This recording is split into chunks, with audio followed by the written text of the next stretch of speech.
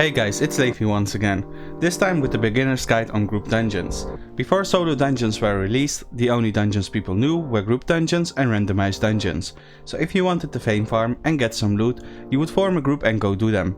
For simplicity, I will call both of them group dungeons throughout this video, and explain the difference between them somewhere along. Although solo dungeons are nice because you can do them alone, it does feel like this hurt group dungeons for beginners pretty badly. Recently I did some group dungeons with members of the Levi Discord server, and our banter made me realize the transition from solo to group dungeons is very present nowadays. For some of the members in the party, this even was their very first time doing group dungeons. When I asked them why they haven't done any group dungeons yet, they said they can't find people to group up with. It seems nowadays people primarily use the in-game looking for group chat for hardcore expeditions, and this used to be very different. So in this video I hope to help you guys feel more comfortable and prepared for when you start doing group dungeons. I'll be sharing some PvE and PvP tips, insight on party composition, what items and equipment to use, and breakdown of how things go. Let's start with some PvE tips. Upon entering the dungeon, it's always good if someone calls out food.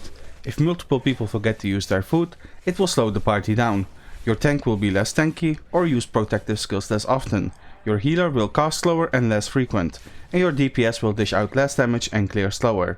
So make sure to call out food when entering the dungeon, and every time the food is about to expire, call out for a refresh as well. Mobs are pretty tough in group dungeons. Even in flat tier 5 map dungeons, I was very surprised by how much damage they do and how tanky they are. This is probably the most surprising factor of the transition from solo to group dungeons. Do not underestimate the mobs. There is a very clear difference in how you should approach them, as I will explain throughout this video. You don't want to overwhelm your healer or wipe on mobs. For this everyone has a common task, which is to avoid all damage you possibly can. Taking damage in group dungeons is far more punishing than taking damage in solo dungeons. If your tank or healer gets wiped, the rest of the group will most likely follow. When a DPS gets wiped, it impacts the clearing speed, making the current encounter far more dangerous. It's better to stop DPSing for a couple seconds than to take damage, so always prioritize survivability no matter what your role is. It's better to reset an encounter than to wipe at any time of the day. When you notice things go south, call out for a reset. This will mostly be done by the tank, but can be done by anyone else in the party. DPS players might notice things the tank or healer don't, such as dungeon divers. Whenever a reset is called out, don't waste another second and make sure to do it as quickly as possible. A reset simply means disengaging from the fight, so most often you will want to head the direction you came from as you cleared that already.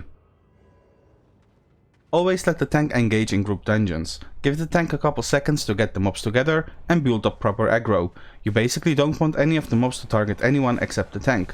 If even one mob is not targeting the tank, this will create chaos and escalate to a wipe very quickly. If you do happen to ninja pull, it might be wise to call out for a reset immediately. Now for the PvP tips. One of the DPS or support players in the group could stay back a bit or walk back a little from time to time to check if there are any dungeon divers. If they do see enemies, they can warn the group, which would mean the group would want to reset as fast as possible. The scout should still be in range to get fame at all times. Especially during long boss fights, it would be good if someone in the party would keep an eye on the back. There is another method, which is paying people to scout your dungeons. The person that gets paid stays outside the dungeon or somewhere in the dungeon and simply calls out when they spot enemies. This is a pretty safe way of farming group dungeons. In this method, the scout has nothing valuable and sacrifices themselves for the group's safety. Personally, I'm not a fan of the second method, where someone gets paid to be a scout. I feel like it takes away from the game experience, since it pretty much removes the surprise and PvP factor of group dungeons completely. When you encounter enemies in group dungeons because your scout spotted them or any of your party members did, you should immediately do one of two things. 1. If there is enough time, the party can choose to zone out right after resetting. You'll be outside with a shield and from here you simply want to mount up and leave. Or 2. You can get PvP ready and take on the fight with the dungeon divers. The healer obviously wants to heal everyone as you reset, and from here everyone should get in position, meaning the tank should get up front, the healer in the back, and you shouldn't be too close to each other for the enemies engage, their AoEs or their CCs. The DPS in your party should rush their backline when they have the chance to do so, and focus their healers and other squishy targets. But of course every PvP encounter will be different, and so will the fights that take place. Most often, dungeon divers will instantly rush you.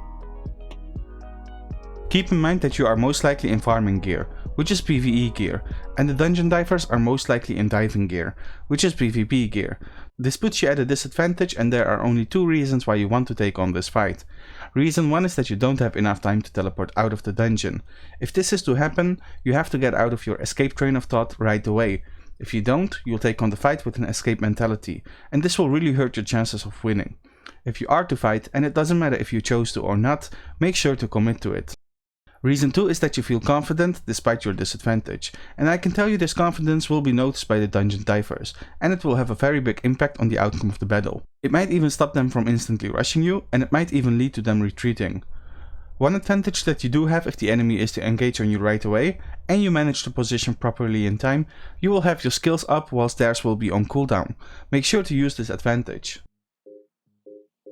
If you do encounter enemies and you are forced to fight, or you choose to fight, make sure to change your PvE skills to PvP skills if you have the opportunity to do so. And maybe you even have PvP foods and potions with you that you can swap to.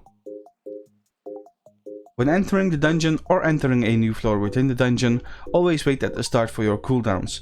Your party members will most likely lose a good chunk of their HP if you engage mobs without any skills. And in Albion it's never smart to lose HP, as you can get ganked any moment.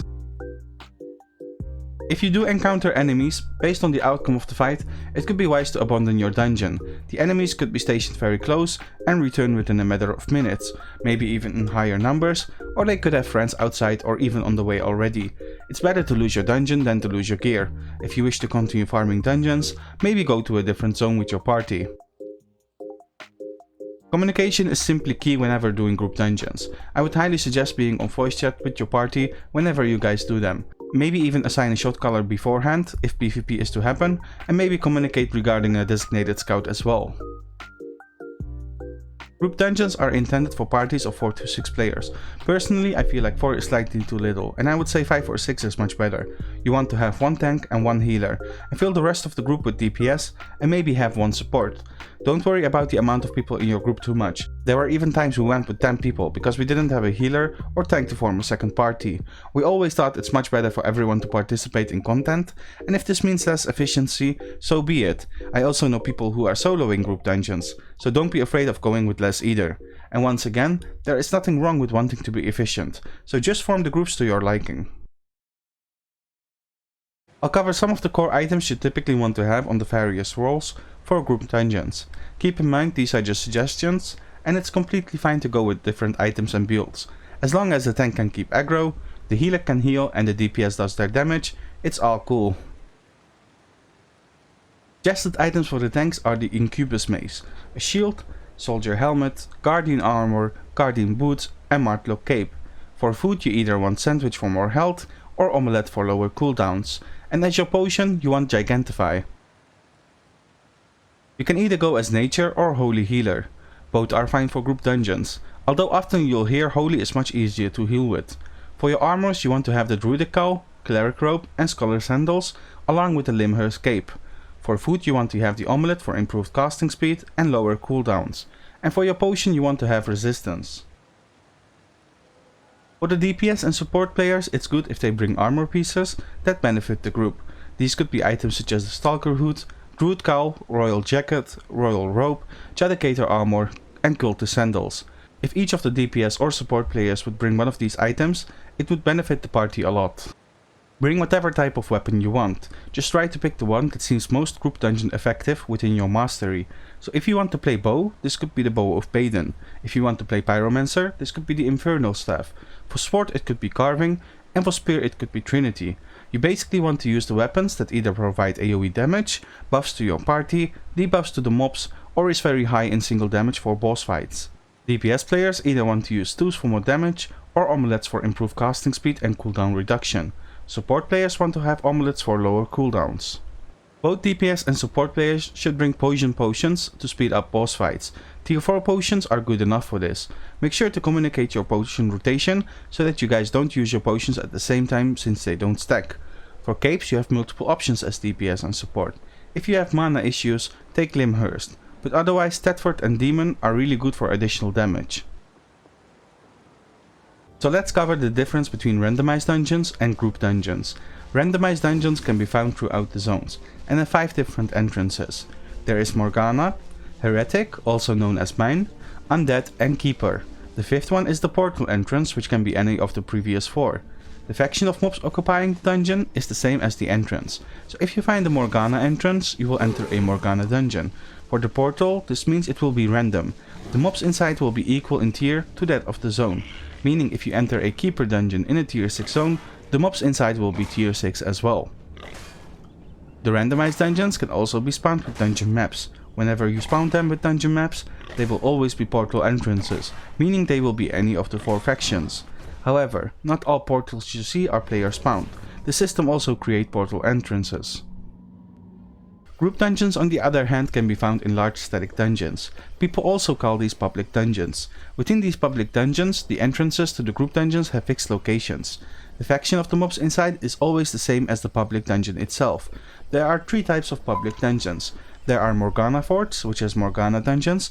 There are Keeper sanctuaries, which is Keeper dungeons, and there are Undead graveyards, which is Undead dungeons.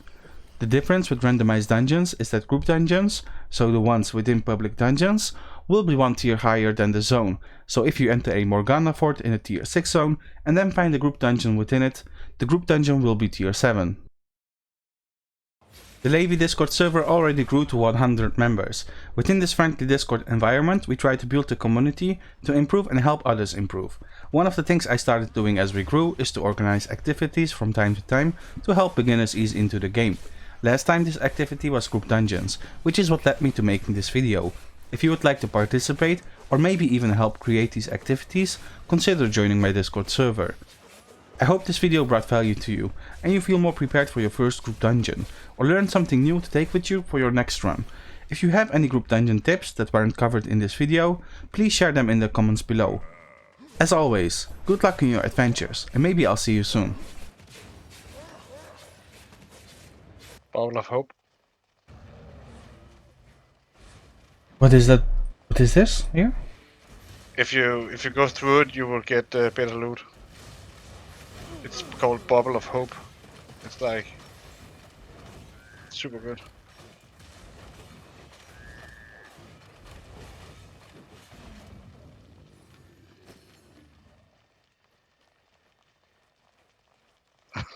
No, I'm kidding. It's like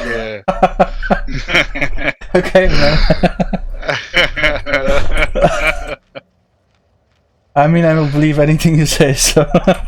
Yeah, I'm sorry, Levi.